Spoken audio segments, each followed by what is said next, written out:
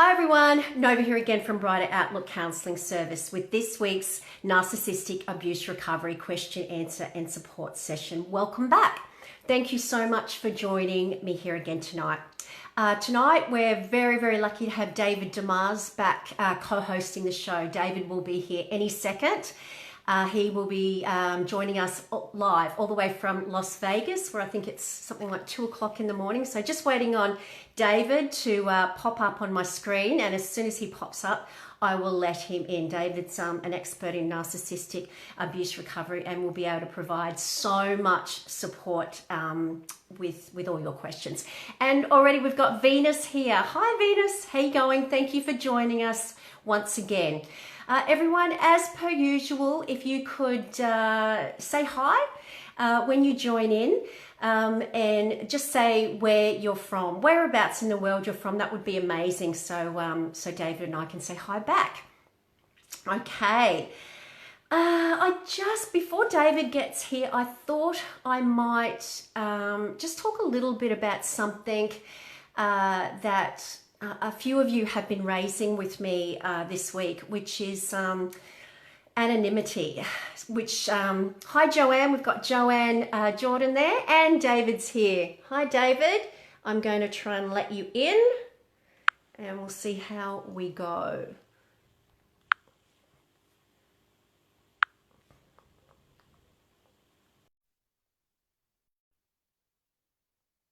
Just waiting on David to join. It's not always guaranteed with my electronic skills. And there he is.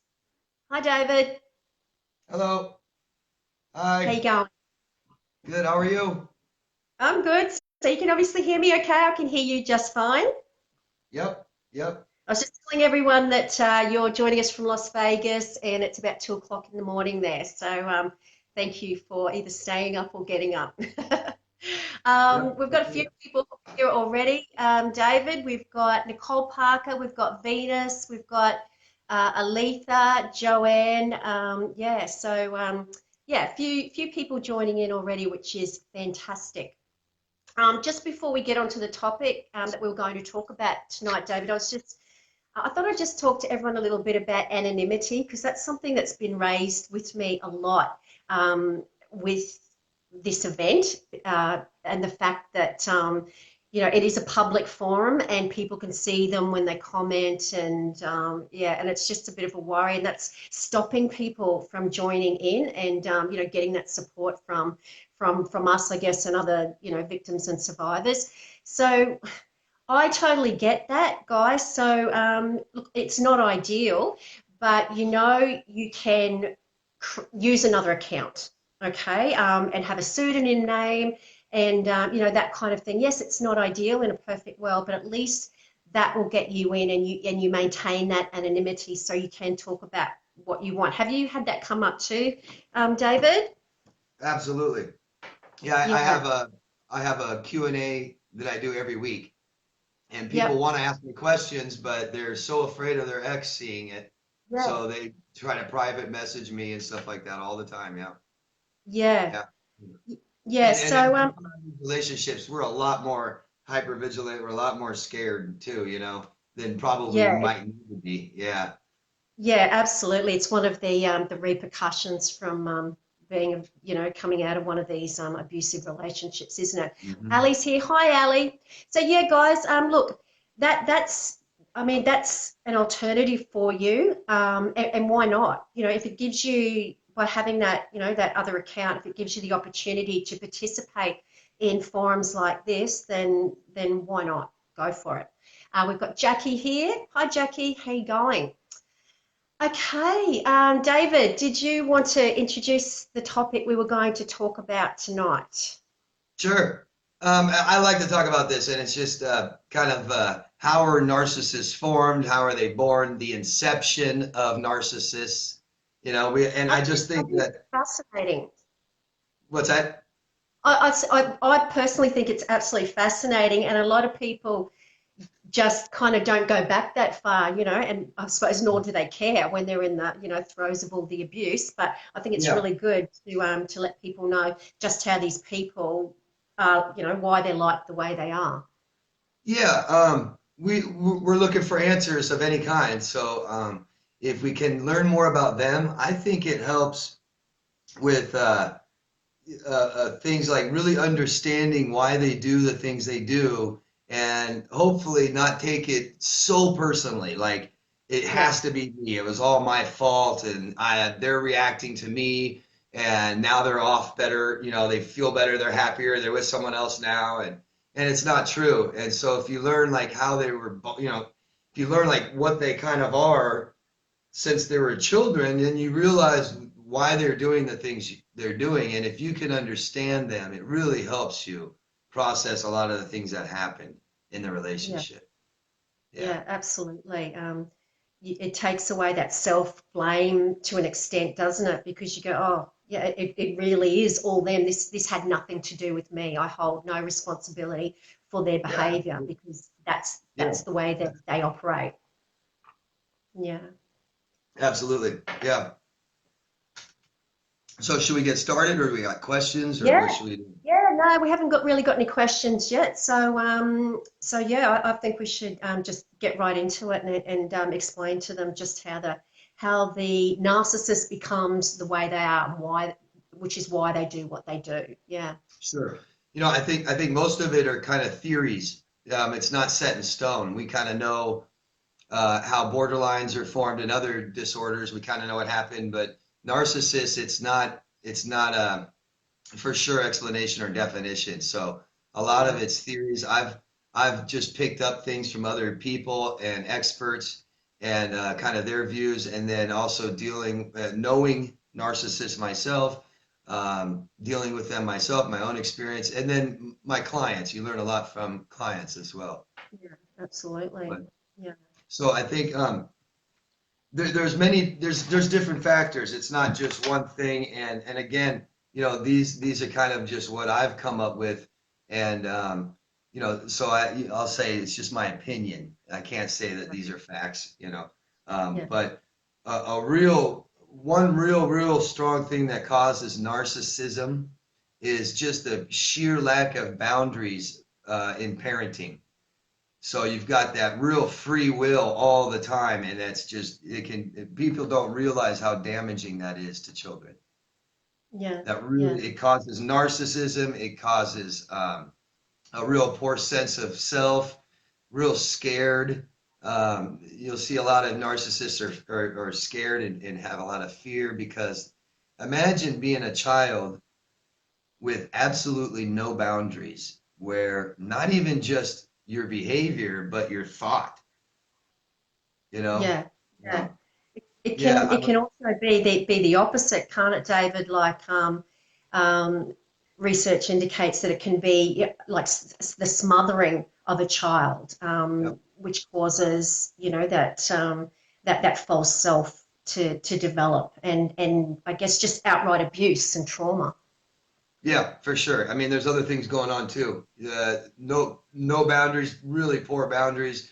The smothering of love and attention, but it might be a different kind of smothering than just love. It's you know, most narcissists grow up as kind of an extension of that parent Yeah, that raised them, and we talked about autonomy. They have a real poor sense of autonomy and self, who they are. Um, yeah, you know, Parents form children. Children are like a malleable piece of clay, and the parents really help develop that child's personality and who they become. And I yeah. think a lot of parents don't realize how much we do. You know. Yeah, absolutely. And I don't think the smothering equates to love. I think it's more, like you said, it's more about taking away the child's independence. Making sure they never are able to venture out and have a thought of their own, and then they're just absolutely smothered in what the parents think is a good thing for them, and the way the parents think they should act. And as you said, just a total extension of the parents without being ever able to develop that their own, individuality. Yeah, Right. Right. Right. Yeah. yeah. It, it, Um, We've got a Good couple of call. questions here, David. Hold on, where's Jackie gone? We've got Maria Kojo says, hi, Nova and David, thank you for giving. Our pleasure, Maria. Okay, Jackie, does the narc want his behavior to improve or is it impossible? Is it like a disease to the narc? Uh, hmm, okay. To an egomaniac, there's nothing wrong with them. Yeah, yeah, absolutely. That David said it, Jackie. There's how can you improve on perfect? You know, Yeah. they are absolutely perfect. There is, and I'm really not saying that to be funny because that's the way they think. There is nothing wrong with them. It's everyone else that has the problem. As you know, it's only the victims that go to counselling, not the actual narcissist. So they see nothing wrong with their behaviour. So um, it's certainly not a disease to them. It's their personality that they have developed, and they like it.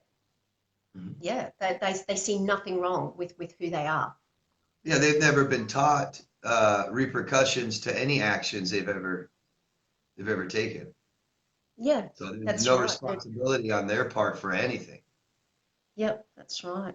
So yeah, guys, the as David was saying earlier, that this false self that the child develops, when this trauma happens, research seems to think it's about the age of, I don't know, between 3 and 6. This false self that they develop, it's basically it's a coping mechanism. It's a way of making it through whatever trauma or abuse that they're going through. So they develop this alter ego, if you will. But unlike other personality or other mental health disorders, this one actually becomes who they are, and this role they play, this false self, actually becomes crucial to their survival because where they were that weak, insipid, wounded child that was abused in some way, whether it was neglect or smothering by the parent, they are now empowered. Like their abusers, they are empowered, and nothing can hurt them. And that's why this false self is developed. The thing is, that's who they become. That is who they are. That true self is smothered so far down in their identity that you only see tiny, teeny, tiny little snippets of it, if ever. And that's why that false self, which is fed by you guys, by the reactions that you provide in your relationships, that false self is fed by externally, because a narcissist cannot look within to maintain a healthy self-esteem. It all comes from everyone else. So yeah, I Right. hope that kind of gives you a Right. little snippet of why they became the way they are, and why they stay that way, and why they treat you so badly. Yeah. We've got Venus here again. Hi, Venus. Today, my mum triggered me. When I told her that she hurt my feelings, she didn't care. I told her that she had no empathy. She told me to get over it. Yet when she wants empathy and validation, I give it to her. Yeah, it's just classic narcissism, isn't it, David? No empathy, but expecting it from you. Well, I mean, how about just sympathy? No, no Yeah, sympathy. I mean, if she's causing you pain and doesn't care, you can't feel it. There's a no sympathy. yeah, Yeah. yeah. Look, that it's if she's a true narcissist, which I'm sure you've established she is through all your research and plus your life experience with her Venus, you'll know she's not going to change. She's not going to change the way she is. So you either work out ways to adapt to the situation, so you're having minimal contact and not reacting, or you just go no contact. And David and I keep saying to everyone, it's okay to go no contact from a toxic, abusive person, even though they're family. No one has the right to abuse you just through biology. So, yeah, I hope that's helped, Venus. We've got Jess here. Hi, Jess. Jess says, hi guys, glad to be here once again. Knowledge is power, learning so much. Thanks for that, Jess. I'm glad you're learning. Um, Actually, David, I thought it might be interesting just to uh, go back a little bit further and talk a little bit about where the word narcissist comes from. Because Sure. I just love Greek mythology. I'm just a really big fan of Greek mythology. And Yeah, so am I. yeah, Love it. sorry? I love it. So am I. Yeah. Yeah, me too. So anyway, guys, if you're wondering, where the word narcissist comes from, it actually comes from Greek mythology, and it's about a Greek god who was called Narcissist, and he was the son of a river god and a nymph. And Narcissus was absolutely beautiful. His beauty was just amazing, but he knew it. He knew he was absolutely beautiful, and he held nothing but disdain for the people that just loved and worshipped his beauty. And other people were actually committing suicide to show their devotion towards Narcissus. So anyway, Nemesis, the Greek goddess Nemesis, got wind of Narcissus's behavior, and she, I believe, is the goddess of retribution. Okay, so she um, um, puts out revenge against people who cause the gods harm in some way. So she attracted Narcissus to a pool and got him to look in the water. And of course, all Narcissus saw was his own reflection. But being self absorbed and loving his own beauty, he fell in love with his own reflection. And of course, he didn't realize it was an illusion, which is what Nemesis, the Greek goddess, wanted. And because the love was unrequited, the myth is that he basically um, commit suicide and withered away and then commit suicide because there was no unrequited love. So that's where the term narcissist comes from, if you are wondering. And I just think it's a really interesting story, and it kind of explains it, with the narcissist, with everything being all about them. So yeah, just a bit of snippet of Greek mythology there to take you through the night. And I Who think I else? think the flower Narcissus is pretty. Yeah, it Okay. is. Yeah, It's it's a absolutely, yellow flower that's usually found near or by ponds of water, and they yeah, go up, and then the flower itself points back down to the water as if it's abs staring at its own reflection. Yeah. absolutely. And clearly that was named after that mythology, the Greek god in mythology too. Yeah, how poignant. Yeah, fascinating. Yeah. Okay. Um, Jackie says, my ex-narc's mother is a narc also. When he was with his mother, they spoke to each other in a very horrendous way. This was in front of me. I couldn't believe it. Yeah. What do you have to say about that, David? Did you hear most of that? Yeah, yeah. I mean, that gives you a glimpse into their childhood.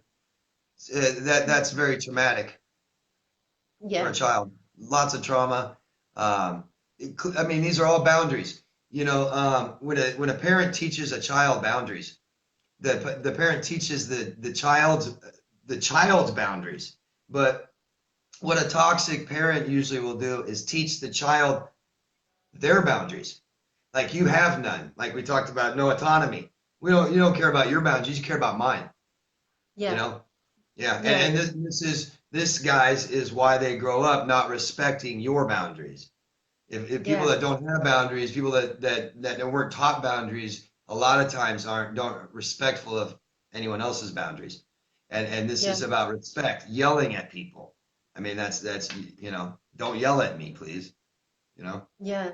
Absolutely. It's they they do think that there's a genetic component to the development of narcissistic personality disorder, but for the most part, research tends to think it's environmental. So, yeah, if they've got parents emulating that behaviour, and that's their caregiver, their main role model in life, their primary caregiver, then of course they're going to absorb those traits, and that's going to be ingrained in them. And it's very common for it does not happen always. There's so many children out there who are not narcissists, who had narcissistic parents, but by the same token, there are children who had narcissistic parents that go on to become narcissists themselves. That's right. I mean, there's a predisposition for lots of things, and that doesn't matter. We have an environment that a child grows up in, and that's how the child's going to turn out, even if they're predisposed to narcissism. That child still usually has a chance to develop empathy and things like this. Yeah, that's right. So it's not guaranteed. Like I know everyone's going to be sitting out there worried now, going, "Oh my goodness, my parents are narcissists. Does that mean I'm a narcissist?" So yeah, absolutely not, guys. No. There's so many components that go into so many variables. Yeah. Okay. Asking, "Am I a narcissist?" is a good clue that you're probably not, that you care, because narcissists have a better clue that they are. Yeah. Yeah. Narcissists will not and cannot self-reflect. They wouldn't sit there and go, "Oh my goodness, am I a narcissist?" Because they don't care. That if they're a narcissist, good. They like that. They would not be concerned about it. Yeah. Right. Julie Lee Brianese is here. Hi, Julie. Hi, thanks for the links, Letha. Hi, Letha. I'm not sure what that's relating to, but it's awesome to see you guys helping each other. Before I go on, guys, I would like to ask you, as always, to please like and share the live stream. As always, we're trying to raise awareness around narcissistic abuse, and you can help us to do that by sharing and getting this information out to other people who don't recognise what they're going through. So yeah, please like and share. We'd really appreciate that. We've got Nicola Brown here. Nicola says, "Narcs don't want their behaviour to improve because they see nothing wrong with their behaviour." Yeah. Yeah, you said it, Nicola. There's, why fix something that's not broken? It's clearly, they don't see anything wrong with what they do, and that they are quite happy to go around hurting other people as long as it gets their needs met. Yeah. Yeah, I mean, they know it's not socially acceptable, so that's why they lie, and that's why they don't tell people, and that's why they don't do it in front of other people, and they deny it and say, "You did it to me, it's your fault." And so they know it's wrong, but not for them. It's all right. Yeah, and that's and that's an indication, guys, that they have total control over what they're doing. You just have to ask yourself, well, can someone stop their behavior? If they don't know what they're doing, how can they change their behavior around different people? If they know it's going to get them in trouble in a certain situation, then they don't do it. So that's an indication to you they have control, which means it's intentional. Yeah. That's right. Right. Julie Lee says, "My mother-in-law is torturing me." Oh my goodness. So I'm assuming she's a narcissist too, Julie. So yeah, just keep listening out tonight and talk to other people in this forum who I'm sure will have lots of experience in that regard, who'll be able to help you.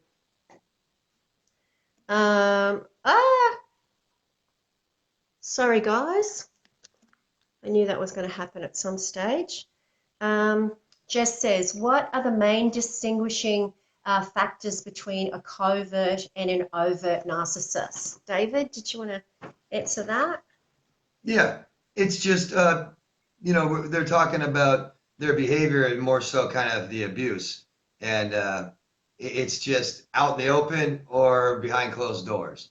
So overt means literally overtly, out loud, out in the open, surface, and then covert, think of like covert military missions, not be seen, not be found, not be heard. So it's all under covers. It's and this is so typical for most abusers, narcissism or not. The typical abuse behind closed doors, great person out in public, that real public figure everybody likes, and kicks their kids, in the house and the doors are closed. Yeah. So it's just more of that I think of the covert narcissist. You start getting really into plotting and planning and really hurting people and stuff like that. That's when you start getting into sociopaths. Yeah. Narcissists aren't too much into that.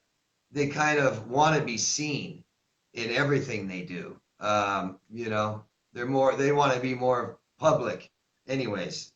So I Yeah. truly believe that. I truly, as you start getting into covert narcissists, you're starting to talk more about sociopaths. Yeah. And these are the covert, the real, look, but don't forget they're playing a role, Jess. So, they can take that hat off and put their overt personality on or the covert personality on, just depending on who they're trying to mirror. So don't forget they're always mirroring people in society or their intimate partner. But I guess for the most part, they're either one or the other. But certainly the coverts are the ones that are able to kind of slip, under the radar and, really, really do the most damage because they are covert. They're not out there and, bragging about how much money they've got. They're very, very sneaky. Right. And here we're talking about how they're formed, how they're born. So here's kind of a thing. The overt narcissist would have the more of the parents out in the open, maybe kind of false or fake support, kind of that grooming and you're so great, sometimes, other times neglect and abuse, where you have that covert narcissist, let's just say more manipulative, a lot really manipulative. And how that's formed is, and this is important for all of you that have children, really important how you raise your children. It's about when your child, you know, commits the offense or the crime, does something bad or wrong, they must have that punishment still. And what that means Consequences. is, Yeah. and it's like we talk about intent and stuff. If your child does something wrong, there has to be repercussions. There has to be, you did something wrong. So I didn't know doesn't work. Or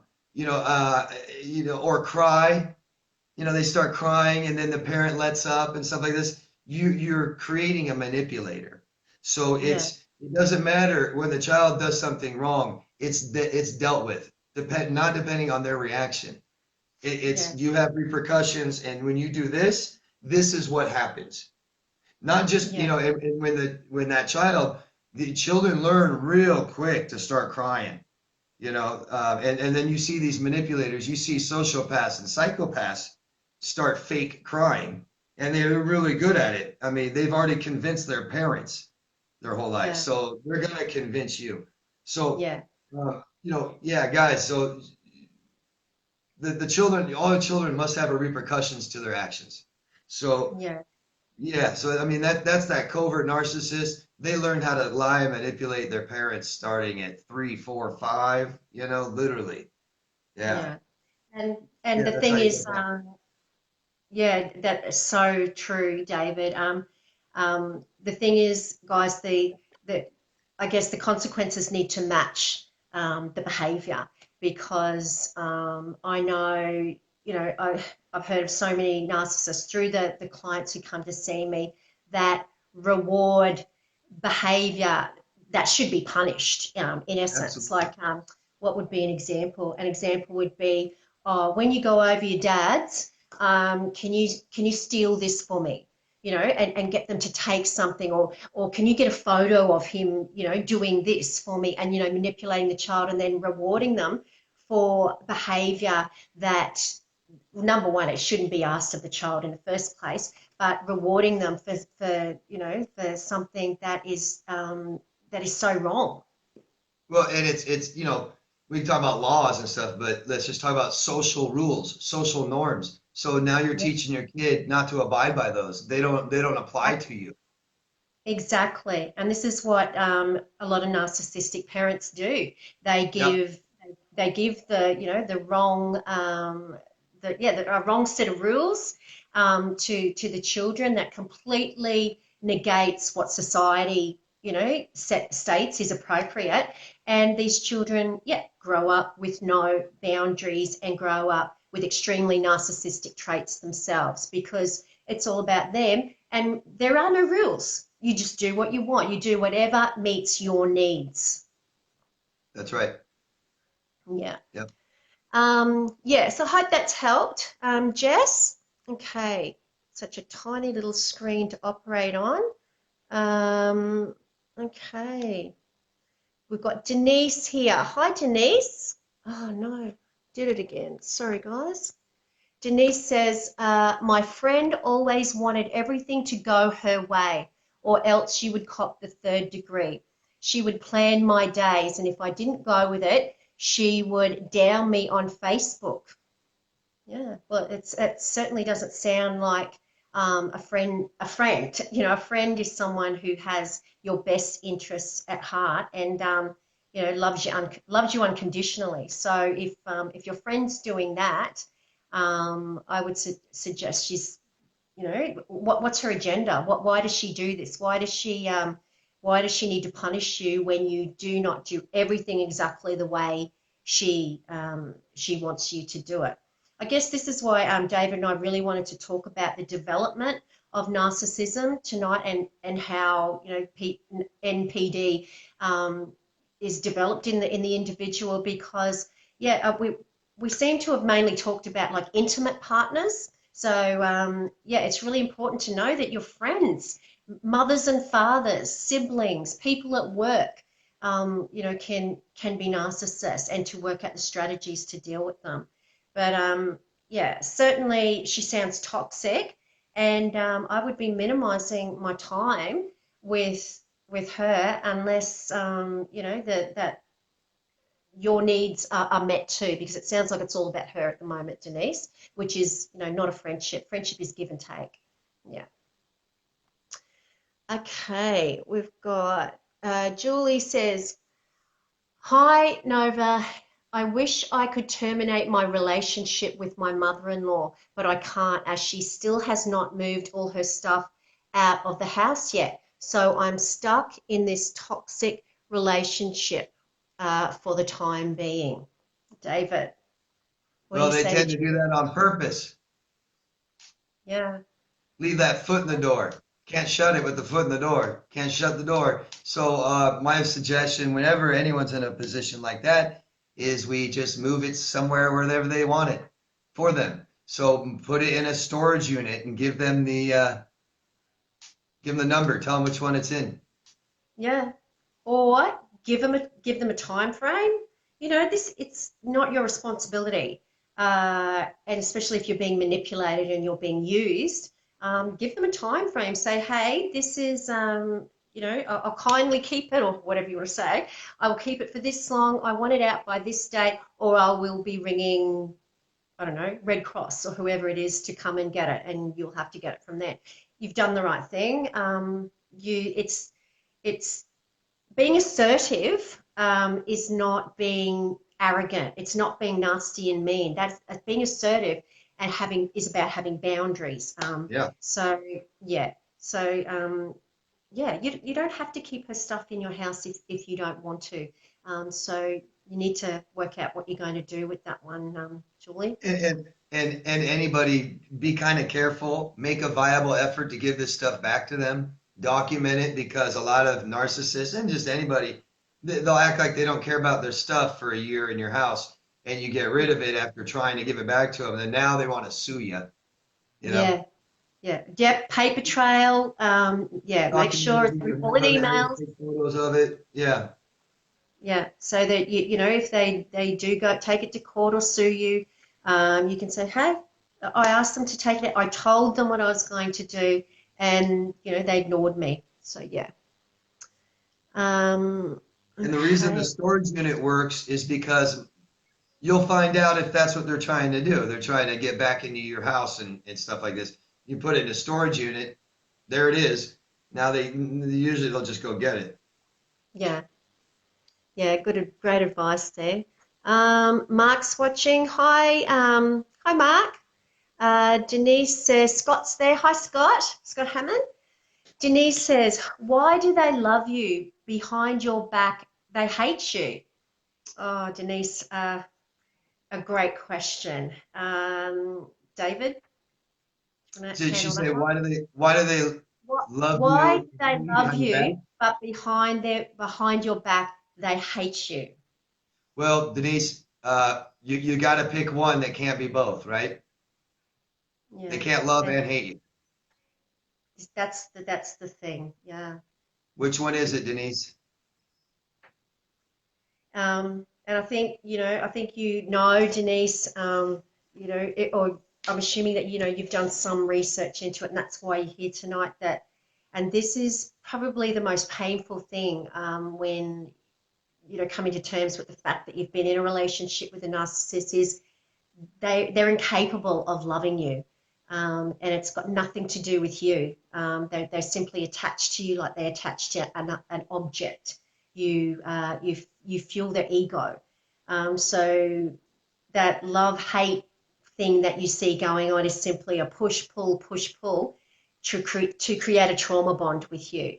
That they just are not capable of loving. They love like the narcissist looking in the water.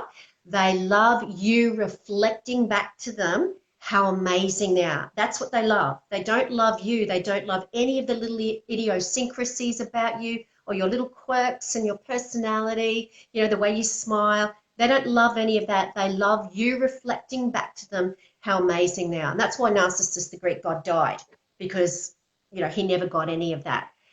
So basically, he was looking at his true self, which a narcissist in real life will never do. So yeah, and do they hate you, David? That they really just have nothing but contempt for anyone who's weak enough to stay with their abuse. Do they? Sure. Yeah. Yeah. Yeah. Yeah. I don't think. I mean, just it's real simple. These are we talk about child development and there's emotional intelligence.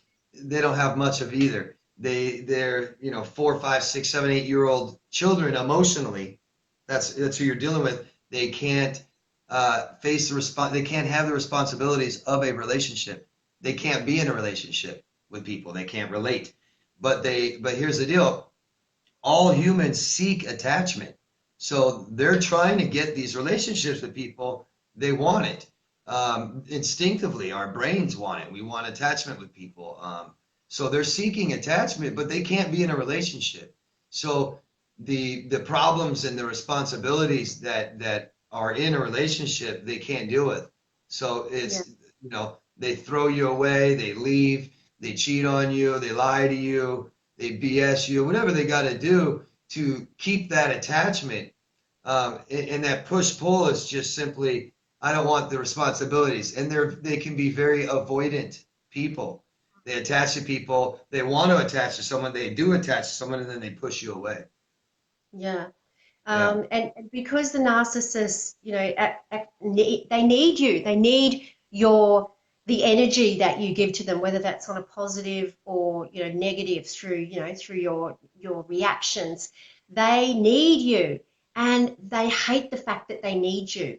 So that's why when you see that narcissistic rage and they're smearing you to everyone, that's because you saw a little glimpse of that true self, that weak, insipid true self that they spend a lifetime trying to mask, and they have contempt for you because they need you, and also because you have everything that they don't. You possess all the qualities, and that's why they're attracted to you. Yeah. that's right. That's right. Okay, we've got um such a small screen. Mark. Hi, Mark. We've got Mark Silverwood here. Would a narc triangulate the same ex that is the father of their kid, or is always the former partner? David? I think Mark's They'll saying, try, is it, they'll triangulate with anyone, anybody. There's no limits. I mean, if it yeah, works, if I can get someone to manipulate you, then I'll get that person to do that. I mean, they'll triangulate a freaking dog, I mean, anything they can. Yeah, sure. Yeah. Sure. Triangulation is simply about bringing a third party into the relationship in some capacity to gain narcissistic supply, to boost the narcissist's ego. So they might triangulate with a former partner by putting all the photos on social media, and then causing that former partner so much pain by what they do, stomping on their feelings, and moving straight into another relationship, or just because they're bored, or they need something that someone down the track has got, or a family member. It's just about bringing a third party in so that they can derive energy and basically put themselves on a pedestal. They might create a bit of gossip between two people at work. That's triangulation, so that they can be the one that those two people come to, and they can sit back and watch the drama unfold. Yeah. Right. I mean, it's just about how do they get their needs met. They don't know how to deal. They don't know how to ask for something they need from you like that. Yeah. So I'm gonna have somebody else in the picture and manipulate you, get my, you know, get attention. But what do they really want? They want to feel safety and security, all these things that every human needs. So that's how Yeah. they do it. That's how they meet their needs. Yeah. Yeah. Triangulation just it puts them on a pedestal, like the classic example when when they move straight on, and you would remember you're in so much pain, because you just can't believe they just left you, just like that, in the cruelest way. The triangulation occurs because the new target hears about you, and then they think the narcissist is just wonderful and that they've won the prize, and they think you're crazy because that's what the narcissist tells them. And then you come into the picture, possibly trying to tell the new target that he's a narcissist and, oh, he's only going to hurt you, or she's only going to hurt you like they hurt me. And this is what triangulation is about. It puts the narcissist on this pedestal, while everyone else is dancing around them, and the narcissist is just that puppeteer creating all the drama. That's right. Yeah. Center of the universe. Absolutely. So I hope that's helped, Mark. Uh, who else we got? Denise says, my friend used to put the blame on me, to make herself look good in front of others. Yeah, well, it's a very narcissistic thing to do, especially if you're getting in big trouble, and that was really hurtful to you, Denise. Then certainly that's a very toxic, narcissistic thing to do. Yeah. Okay. Vicky Turner's here, guys. Vicky Turner says they mirror everyone. Hi, Vicky. Yeah. Did you want to talk a little bit about mirroring and why they do it, David? Sure. Well, mirroring starts with just a real poor sense of self, no identity. It's kind of like if I don't have much personality and I don't really am confident in who I am, I look to others to see, who am I? Who should I be? And stuff like this. So mirroring is a manipulative tactic that people do to get closer to you. We generally like people just like ourselves. You'll see demographically, we live in the same areas of people just like us, and we date people like us. It's a natural human thing to do. So if I become someone just like you, you're more tend to like me. If I like the same things you like, I got similar, taste and flavor and clothes, and I like the same food. And then it can get down to a real just, you and I are just alike. Wow. It's just you and I against the world type thing. And I think that appeals to people pretty easily. Yeah. Absolutely. It's one of the greatest strategies they use, isn't it, David, to Sure. to hook you in that golden era, in that love bombing stage. It's like, wow, we are soulmates, and you're thinking, oh my goodness, I've never met anyone who's just like me. This was meant to be. This is fate. and it's all manufactured, and and that's just proof that the false self is just so adaptive. They adapt to it adapts to the environment. Whoever they're with, that's who the false self becomes. They don't have a real self. It's Yeah. buried so far in them. Yeah. And manipulators form your opinion. They don't let you or allow you to have your own. They form it for you. That's why relationships, you guys know, they go too fast. The speed's too fast. It's hurry up. Let's get married tomorrow before you find out what I am. Yeah, exactly. Yeah. Let's join our bank accounts. Let's move in together because it'll save us money. So yeah, just You, yeah, you can move never in. leave. You can't leave. Yeah, yeah, and you feel like you can't because how can you've met the one, you've met your soulmate. How, the stars have aligned. It would be crazy to, not to move in with this person straight away and join all your finances. That's what they want you to believe, and that's how, they suck you in. Yeah. Okay. Um, who else have we got here tonight? We've got Mandy Page. Hi, Mandy. How you going? Okay. Oh my goodness. Okay, Tyler's watching. Hi, Tyler. Sorry about the slower process. Joanne's here. Hi, Joanne. Joanne says, I used to think I was the prize because I stayed with my ex the longest. More fool me. The lucky ones were the ones that left him.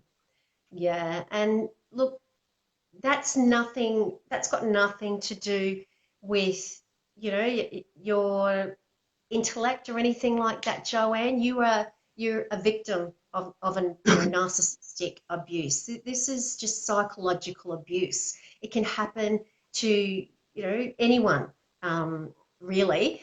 And the reason you thought was the prize because you were tricked into thinking you were the prize. You would inevitably been told that the last girlfriend was crazy, and that which would have made you feel like, oh, you're the lucky one, and you're going to do right by him, and that you've won him because he must be a real catch if this person is pining after him so much. And that's the illusion they create, with the triangulation that we were just talking about him. So it's got nothing to do with your intellect or anything like that. It's got to do with just how manipulative the narcissist was. So at least you're gaining some awareness now, and you'll be learning the strategies and how to watch out for the red flags.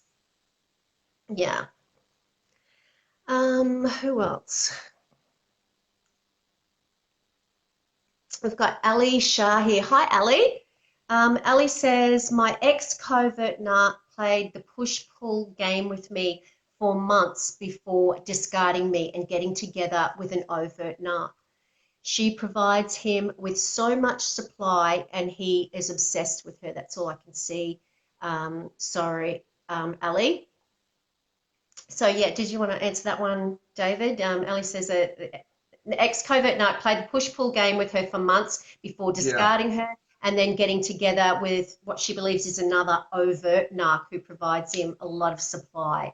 Yeah, what he did is not be responsible and end the relationship months before he started this one when he should have, right? So he stayed with you for whatever he got from you. He stayed there to keep getting it, and then he finally went on to someone else. He didn't end the relationship when it was over to him, right?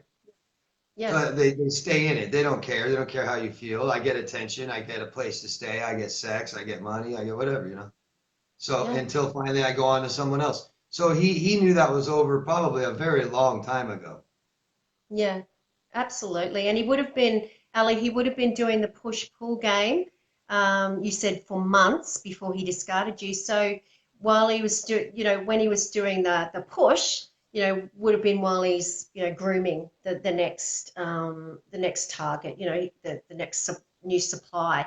And when he was, doing the pull with you, would have been when he was, giving this one a break, maybe not to come on too strong, who knows?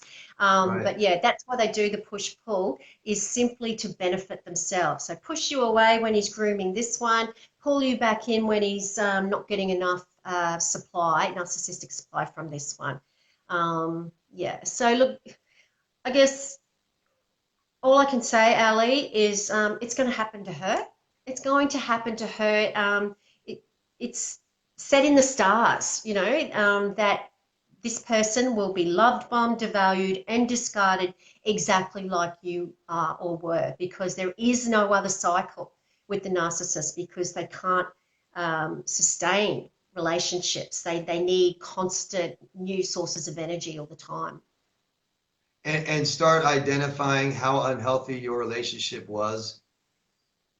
So you realize that, I mean, that's how he is in a relationship. That's how he figures things out. That's how he works works out stuff. That's how he deals with responsibilities and things like this. So he, why would it change? What did he change? Why did he change? How did he change? No, he just went on to someone else. And the pattern just keeps repeating itself because he cannot look at himself. Like you said, no insight, no awareness. That's right. He moves on, and because it's your fault, he just goes on to the next person. He's going to do it again, and it's going to be her fault. Yeah. And if you mean by she gives him so much supply, you mean that she's, he's love bombing her at this stage, which I assume he is. Don't forget how you felt in that love bombing stage. Like you would have felt, like he's the one, and you would have felt so special, and you were getting so much attention, and it just felt so nice. That's the way she's feeling at the moment, but we all know it's not real. It's just that fake false self that's setting up a new victim, and she's going to come crashing down just like you did, and probably worse, because he'll be getting older, and relationships don't tend to last quite as long as they go on and get better and better at it. So yeah. Yeah, he did with you all he knows how to do in a relationship with people. That's all he knows. It's not going to be, it can't be better with somebody else, as if like they don't mind that he's like that, because there's got to be a dynamic in a relationship. It has to work a certain way, and it can't just be one-sided. It can't be abusive. He doesn't know how to have a relationship with someone. He never can. He never can. Yeah. It's any of that stuff. If you're witnessing it, try and not witness it, because obviously you're seeing something if you know that she's providing him with lots of supply, and that's only going to stop you in your healing, Ali.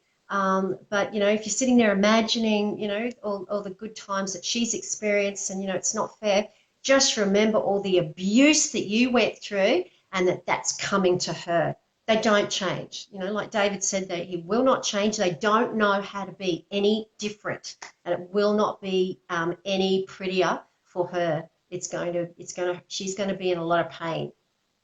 Yeah.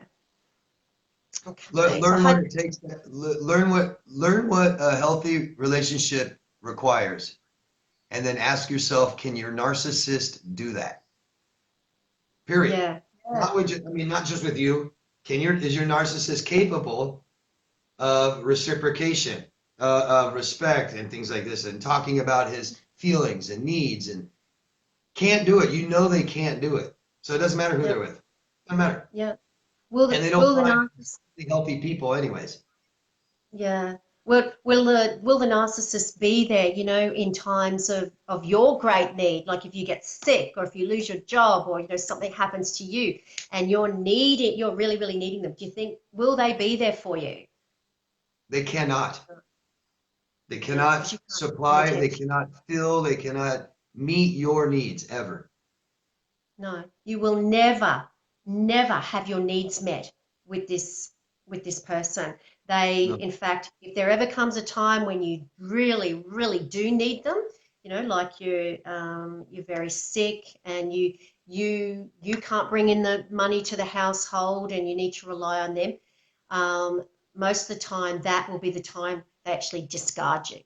And the reason they discard you is because you're useless. You can't fuel their ego. You can't give them attention. You can't look after them while you're needy, and it's all about them. So that's when, most of the time they get rid of you, is when you become very needy, or that they don't have to have an excuse, but often they will get rid of you in times of duress and stress. Mm-hmm. Yeah. David Bridges here. Hi, David. David says, we inherited my partner's twin girls from their dad, who's a next level narc. They are about to turn 16. Anything we should look for? We get the fake tears when one gets into trouble. Oh, gosh. Well, you kind of got a bit of a double whammy there, David, because not only have they got, have they had a narcissistic father, role modeling, clearly would have been role modeling inappropriate behaviors to them, but you've also got two teenage girls. I've got teenagers, and teenagers by nature can be very manipulative. If their lips are moving, chances are they're telling you a porcupine. And that's just, that's what teenagers do. Teenagers are very narcissistic.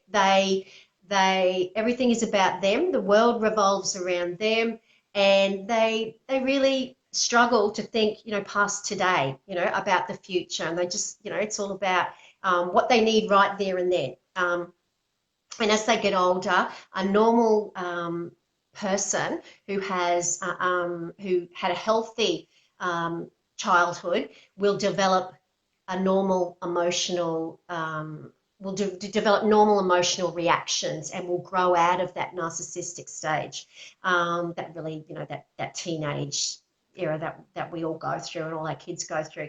But yeah, it's a kind of a double whammy. But I guess boundaries, you've got to have really tight boundaries. If you're seeing inappropriate behavior that is not acceptable to you, then you have to have, like David and I were talking about before, consequences.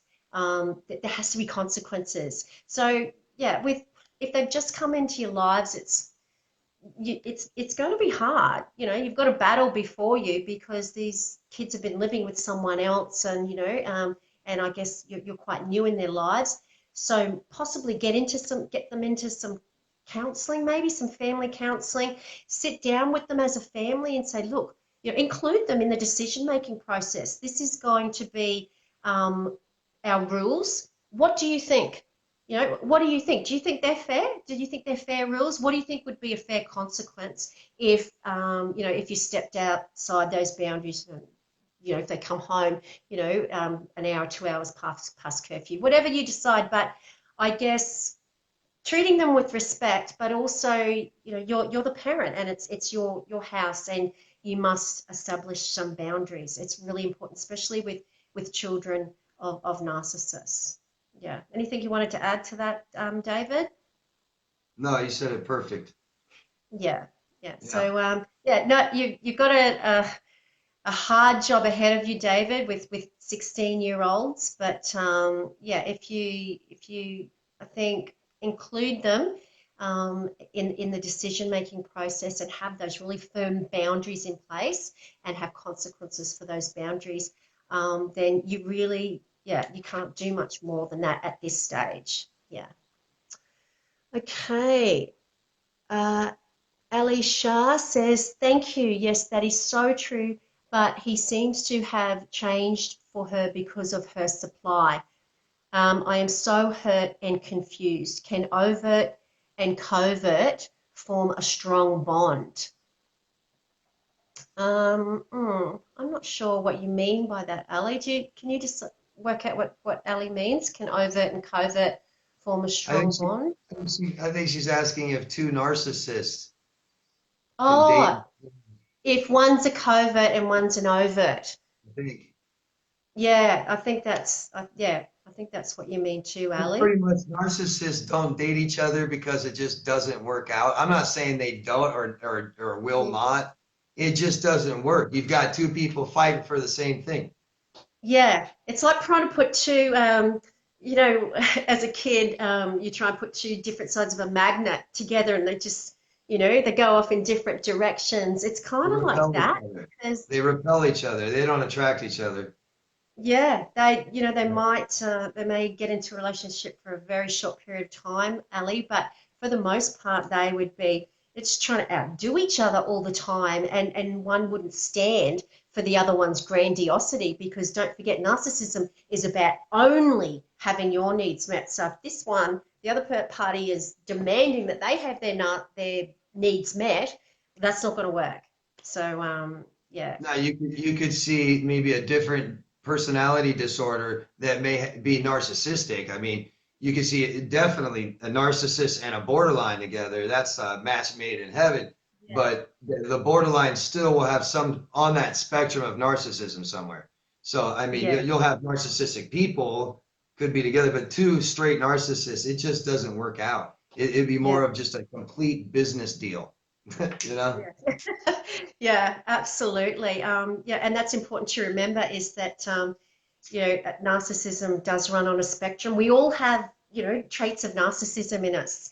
Narcissism starts down here at the this end of the spectrum with healthy narcissism, which is about, being competitive and wanting to do well in life and wanting to look nice. That's good.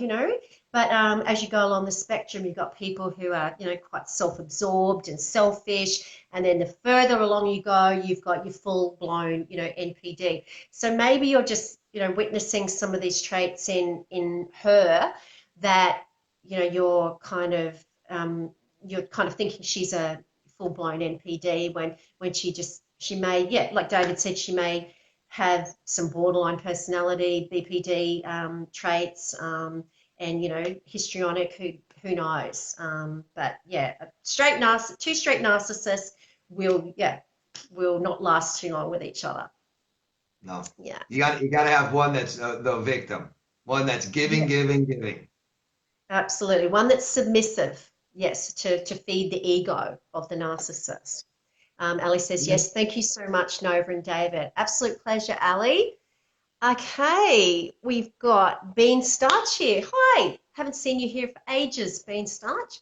That is a great pseudonym, by the way. I love it.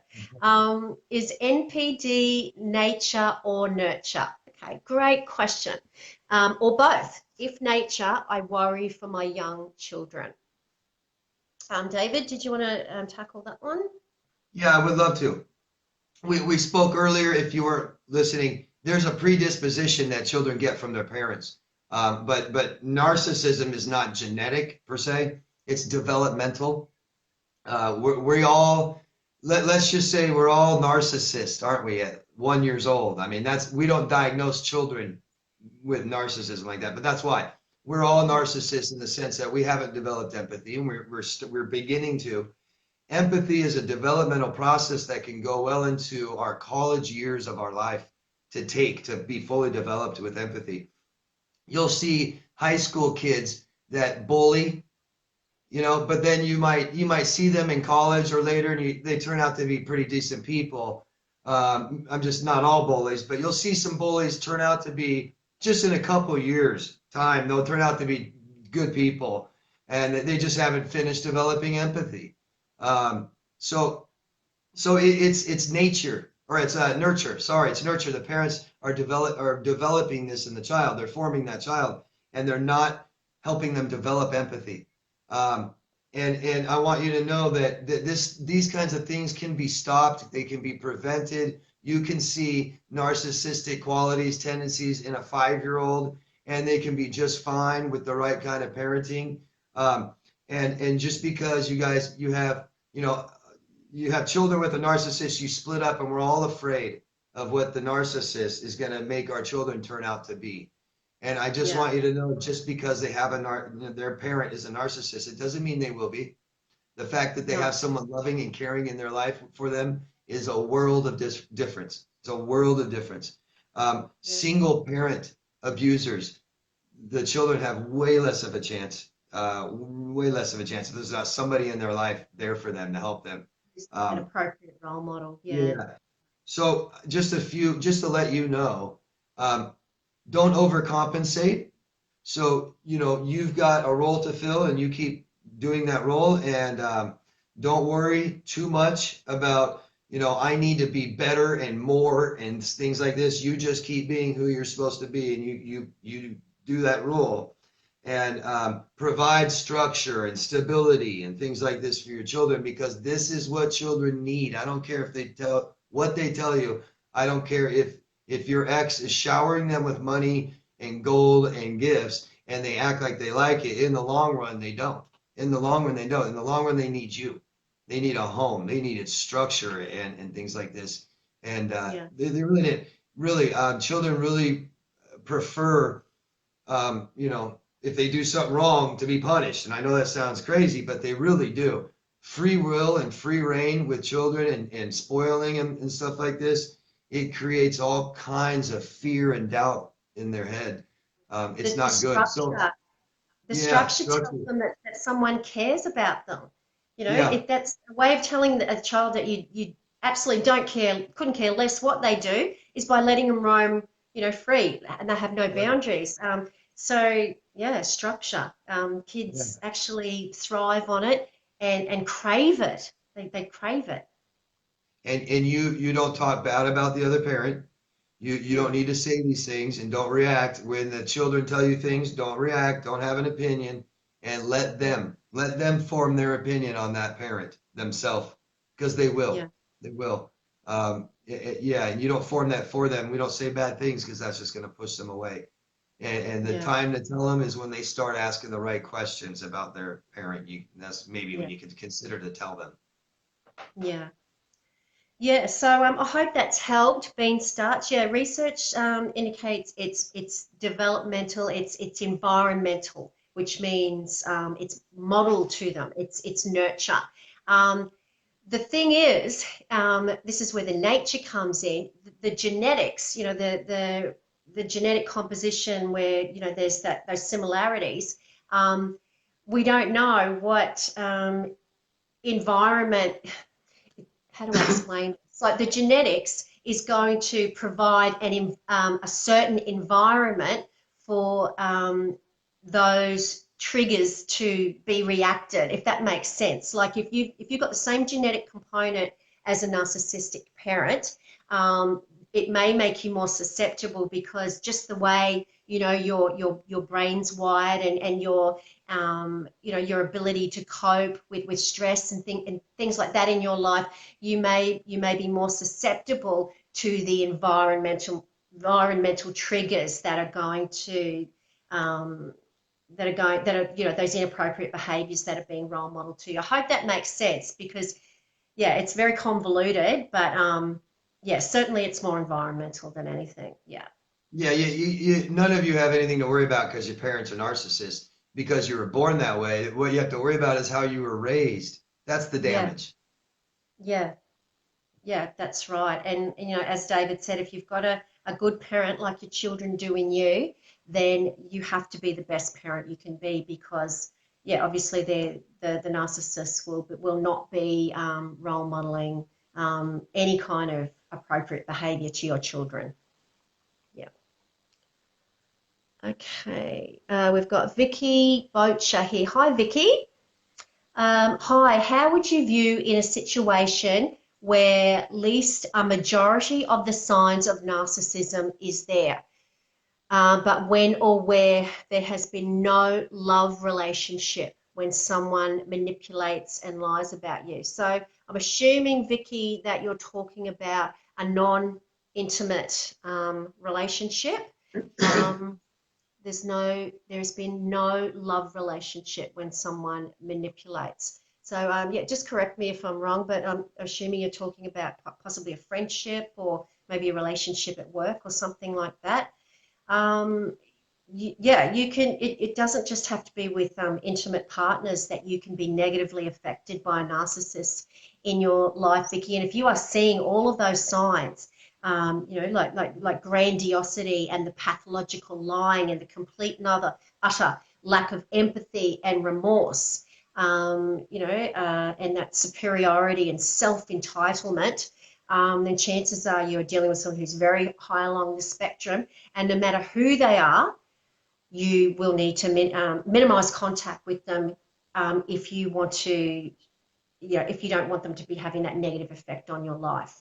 If you're seeing all those signs there, then my advice, and I'm pretty sure David would say the same thing, would be to get out, because these people are only going to manipulate you into an extremely toxic relationship. Yeah. Ask yourself, how do you feel when you're around this person? How do you feel after you're with this person? How do you feel? How do they make you feel? Everybody makes people feel a certain way. Yeah. Yeah, absolutely. That'll give you a really good indication, Vicky, of whether they're toxic or not. Because someone, who's not toxic, your anxiety wouldn't, your heart won't be pumping, and you won't feel anxious when you come away from them, trying to think of, did I say the right thing or not? You'll be relaxed. So yeah, that's a pretty good indication there. Yeah. Okay. We've got Aletha here. Hi, Aletha. What is the distinct difference between a narcissist and a psychopath?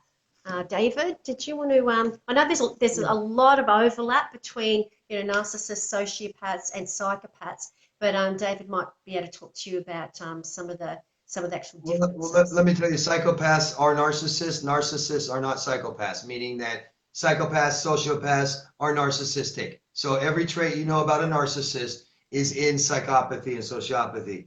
But there's a definite line drawn. First of all, psychopaths are born this way. Psychopaths have a completely different brain than we do. Yeah. They completely operate and function completely different than we do. Narcissists don't. Narcissists have the same brain as we do. And behaviorally, you're talking about a psychopath that has no conscience at all, where a narcissist has a conscience. A narcissist understands social rules, social norms, things like this. So they don't just not break most of them. They understand the concept, whereas a psychopath doesn't understand the concept of what society accepts and does not accept. And they have to look for us for clues into that. And if the best way to know, to find out what if you're not sure if someone is whatever you think they are, think about what they're lacking, what that disorder is lacking. So you're talking about a narcissist. So what they lack a lot of empathy, correct? So those are the times that you're going to see them reveal themselves, at times where they need empathy. We can act and mimic, a lot of things. If we want, we can become actors. But acting and mimicking empathy can be difficult if you don't have it and don't know what that is. So it's times like that, or a psychopath doesn't have a conscience. So the time that a psychopath needs a conscience, observe how they act, and that's the time that they'll reveal themselves, right? Yeah. And they also operate under different systems. Aletha, a psychopath, whereas a narcissist is needs their ego fueled by your reactions, and if you see, that true self that they have, they fly into that narcissistic rage and have to go around and smear your name everywhere to punish you. A psychopath doesn't need that. They don't care what you think. They don't need your reactions. They are self-sufficient, and like David said, they are born this way, and they do not need you to fuel any ego. They could care less how you think. Right. Very important. Yeah. I hope that's helped, Aletha. Who else have we got? Oh, did it again. Okay. Big fingers, small screen. Well, not that big of fingers. Bean Starch. Thank you, Nova and David. Great advice and information. Our pleasure. Hope you'll be back next week, Bean Starch. Okay. Belinda and Salamanca's here. Hi, Belinda. I guess it was too personal, totally bypassed me. Oh, sorry, I didn't get your first question, Belinda. If you want to just comment it again, we'll do our best to answer it for you. Vicky Bocher says, yes, a non-intimate relationship, Nova and David. So that's just David going back to that question where we couldn't quite work out whether Vicky was talking about an intimate or not an intimate relationship. So, oh, good. I hope that's answered that okay. We've got Suzette McGuire's here. Hi, Suzette. How are you going? And I'm just going to go back and see if there's any more questions, but we might answer just a couple more, guys, before we wrap it up for the night. Was there anything you wanted to talk about, David, just while I'm looking for questions here? Oh, I'm sure we could talk about something. I think it's important to identify the difference between attention and meeting someone's needs. So we talked about the narcissist will get a lot of attention, might get a lot of that attention from the parent, but it's not good attention. It's selfish attention. It's what the parent needs and wants from the child. And it does, Yeah. and so a narcissist never got their needs met. Emotional needs is different than just the mother giving attention all the time. You know, Yeah. It here's depends on who it's benefiting, doesn't it? That the sure, attention that a narcissistic parent will give the child is benefiting them. Yeah. right, right. Just like you might give attention to a dog, pet them and love Yeah. them and get some attention back from them, right? Yeah, I think that's really important. Um, Guys, if there's no one else with any more questions, I think we've just about answered. I'm just going to have one more quick look. Um, but I can't see any others here. If you're watching this not live, everyone, please, I can't promise that we'll answer all of them, but please just put your questions down below and hopefully we'll get back to them. But if not, yeah, continue to talk to each other, guys. It's such an amazing forum where you can meet other victims and survivors, and you can provide support and also seek support from other people who have been through exactly what you've been through. Okay, so I think that's it, David. I think we've answered all the questions for tonight. okay, great. Yeah, yeah. So thank you for coming once again. Been fantastic to have you here. David, everyone, please subscribe to David's YouTube channel. I always get those two middle letters mixed up. Crazy Narcissist Ex-Girlfriend, CNXG. Full of amazing information. David regularly puts out YouTube clips on narcissistic abuse and narcissistic abuse recovery and a few of the other cluster B personalities. So yeah, make sure you subscribe to that. Please subscribe to my new channel, my new YouTube channel. Just look for Brighter Outlook Counselling Service. And yeah, thank you, David. David will be back in 2 weeks' time, as always, to provide lots of support. Well, I want to say thank you again, always, and thank you, everyone. I have lots of fun doing this, so thank you. And my supporters, go check out Nova, Brighter Outlook Counseling Service on YouTube. Okay, guys? Thank you. She's just getting started on there, so go check her out. Go support her. Thank you, guys. Thank you, everyone, for having me on here. Thank you, David, and I'll talk to you very soon. Okay, bye. Take Okay, care. see ya. Bye-bye.